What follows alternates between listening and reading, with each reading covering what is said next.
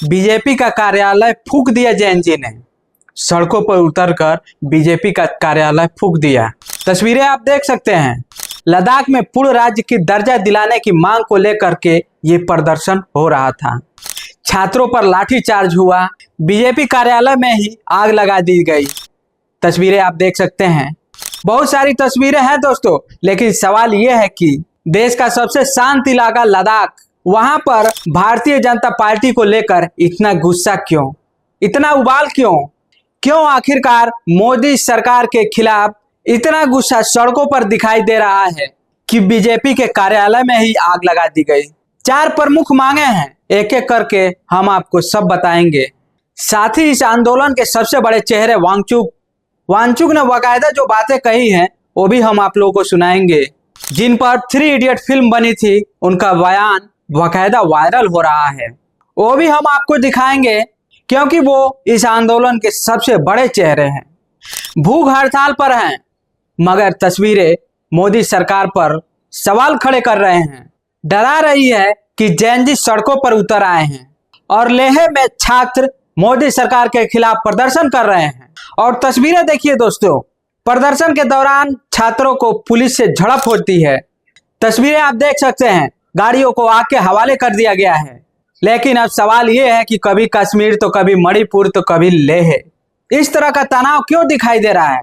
गृह मंत्री अमित शाह बताइए, केंद्र शासित राज्य और वहां पर भी इस तरह के हालात, यानी कि इंटेलिजेंस इनपुट नहीं था क्या?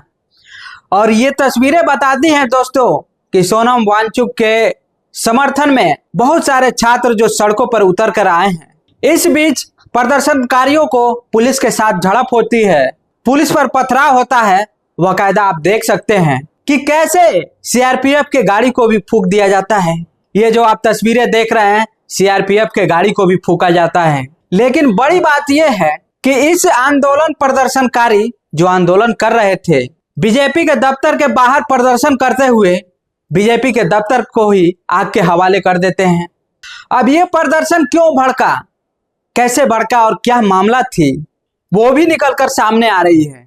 उन सारी वजहों पर हम आए, मगर पुलिस ने उस भीड़ को तितर बितर करने के लिए आंसू गैस के गोले भी छोड़े गए और लाठी चार्ज तक किया। दोस्तों आप देख सकते हैं। लेकिन अब आप ये समझिए कि ये विवाद शुरू कहां से होता है। आपको याद होगा दोस्तों, केंद्र सरकार ने 2019 में आर्टिकल 370 को हटा दिया था। जम्मू कश्मीर और लद्दाख 2 केंद्र शासित राज्य बना लिए गए थे। सरकार ने उस वक्त कहा था कि राज्य का हालात सामान्य होने पर पूर्ण राज्य का दर्जा बहाल किया जाएगा, यानी कि पूर्ण राज्य का दर्जा आपको मिल जाएगा जब शांति बहाल हो जाएगी। लेकिन अब तक नहीं मिला। अब सोनम वांगचुक के अगुवाई में होता क्या है कि लद्दाख की जो पूर्ण राज्य की दर्जा दिलाने की जो मांग होती है, वो एक बार फिर से उठती है। 15 दिन की भूख हड़ताल सोनम वांगचुक की। लद्दाख बंद में बड़ी संख्या में लोग लद्दाख बंद के लिए इकट्ठे हो जाते हैं, लेह में इकट्ठे हो जाते हैं। और हुआ ये दोस्तों, जैसे ही हमने आपको बताया, सोनम वांगचुक 15 दिन से भूख हड़ताल पर थे, तो छात्रों का उनको समर्थन मिल रहा था। प्रदर्शनकारियों ने पहले ही बंद को कॉल कर दिया था, और जब बंद को कॉल किया तो सभी लेह में जो हिल काउंसिलिंग के सामने इकट्ठे हो गए। हिल काउंसिलिंग भी, इसका भी एक जबरदस्त इतिहास रहा है। दरअसल वजह बहुत बड़ी थी, और वो जो वजह थी वो हम आपको बताएंगे कि क्यों गुस्सा आया, जिसे सोनम वांगचुक खुद बता रहे हैं। सोनम वांगचुक बता रहे हैं, उनके बयान को सुनिएगा। हमने कहा ना, उनका बयान बहुत महत्वपूर्ण है। दोस्तों जरा सुन लीजिए, फिर उसके बाद क्या हुआ, क्यों हुआ, किस वजह से हुआ, वो भी हम आपको बताएंगे। तो आज हमारे अनशन के 15वें दिन ये बताते हुए बहुत दुख हो रहा है कि आज लेह शहर में कुछ बड़े पैमाने पर हिंसा और तोड़फोड़ होने लगी। कई कार्यालयों को तोड़ा गया, आग लगा दी गई और गाड़ियों को पुलिस के आग लगा दी गई। इससे पहले मैं आपको ये बताऊं कि कल यहाँ पर जो 35 दिन के अनशन पे बैठे थे, उनमें से 2 लोग अस्पताल में उन्हें ले जाना पड़ा बहुत गंभीर स्थिति में। इससे लोगों में बहुत रोष जागा और आज पूरे लेह में बंद की घोषणा की गई और फिर युवा पीढ़ी हजारों की संख्या में बाहर आ गए। कुछ लोग सोचते हैं कि ये हमारे समर्थक थे। मैं कहूँगा हमारे समर्थक से ज़्यादा, हालांकि समर्थक पूरा लद्दाख है इस मुद्दे पर, लद्दाख के, मगर ये युवा पीढ़ी का बड़ास था, एक तरह का जेन ज़ी रेवोल्यूशन जो कि उनको सड़कों पे लाया।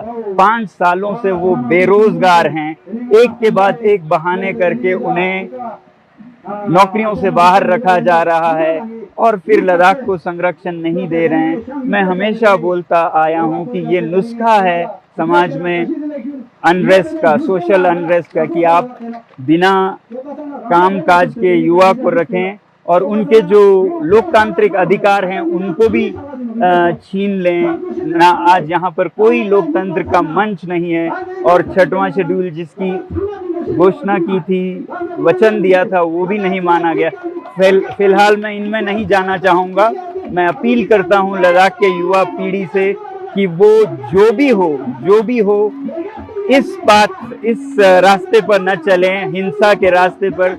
ये मेरे 5 साल के कोशिशों को नाकाम कर देता है। अगर हम इतने सालों से अनशन कर रहे हैं, शांति से पदयात्रा कर रहे हैं और फिर अंत में अगर हिंसा कर बैठे तो ये हमारा रास्ता नहीं है। इसलिए मैं फिर युवा पीढ़ी से हाथ जोड़कर विनती करता हूं कि हम शांति के ही रास्ते से सरकार को कहें और सरकार भी, मैं चाहता हूं कि शांति के संदेश को सुने।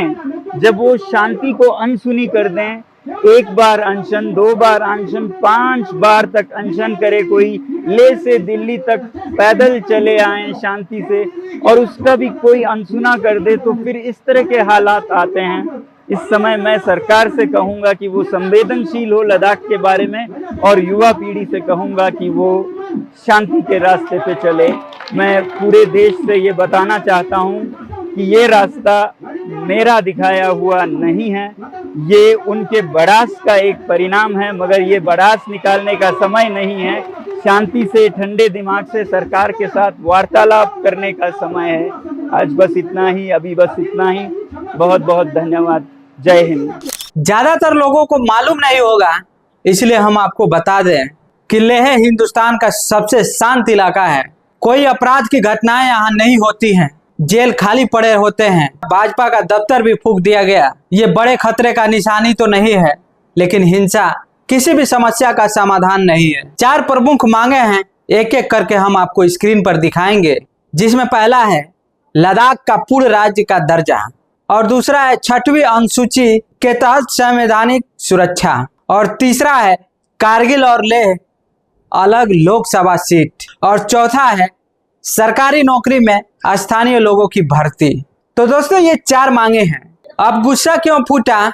जैसे कि आपने सुना होगा, जलवायु कार्यकर्ता सोनम वांगचुक जो इस आंदोलन के नायक हैं, वो बड़े चेहरे हैं, वह कई दिनों से भूख हड़ताल पर हैं। हुआ क्या, इस बात को समझिएगा। 15 दिनों से आंदोलन चल रहा था, लेकिन जब 2 महिलाएं जिसमें वो भी प्रदर्शन कर रही थी, उन प्रदर्शनकारियों को जब बीमारी की हालत में देखा, उनको अस्पताल में भर्ती कराया गया। दोनों महिलाओं की हालत बुरी तरह से बिगड़ती गई, जो उनके साथ धरने पर बैठी हुई थी। तो प्रदर्शनकारियों का उन पर गुस्सा फूट गया कि मोदी सरकार उन पर कोई सुनवाई नहीं कर रही है। मगर दोस्तों, क्या ये सवाल नहीं है कितना बड़ा इंटेलिजेंस फेलियर है? क्योंकि एक दिन पहले सोशल मीडिया पर बाकायदा आह्वान किया गया था, बंद का कॉल किया गया था। सोनम के समर्थकों ने एक योजना बनाई कि भाई हम लेह में हेल्थ काउंसलिंग ऑफिस के सामने जाके प्रदर्शन करेंगे। हेल्थ काउंसलिंग जिसका मैंने बताया कि इसका इतिहास बड़ा ही जबरदस्त है। मैंने कहा वो क्यों महत्वपूर्ण है, क्योंकि लद्दाख की जो यूटी बनाने की बात की गई थी, उसके बाद से ही हिंद काउंसलिंग का दफ्तर सबसे प्रमुख प्रशासनिक केंद्र है। यहीं से पूरा प्रशासन चलता है और सोशल मीडिया के माध्यम से बाकायदा प्रोटेस्ट का कॉल किया गया था। हजारों की तादाद में भीड़ इकट्ठी हुई थी। हिल काउंसलिंग के दफ्तर में लोग जमा हो गए थे और पुलिस प्रदर्शनकारियों में झड़प होती है। एक और बड़ी बात, 18 महीने से लगातार प्रदर्शन हो रहा है दोस्तों।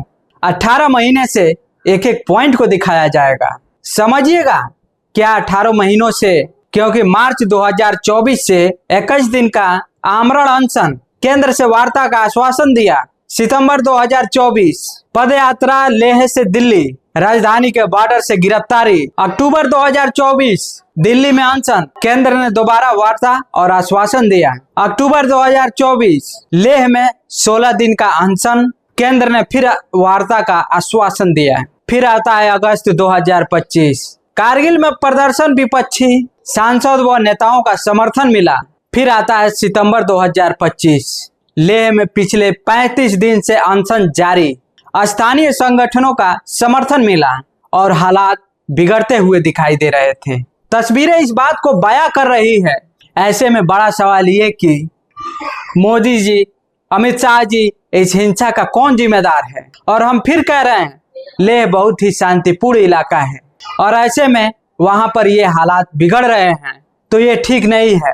और हमारी उन युवाओं से अपील है कि अगर लेह के और लद्दाख के युवा जो है, उनसे बस मेरी यही अपील है कि हिंसा का रास्ता समस्या का समाधान नहीं है, ये समस्या को और बढ़ाएगा।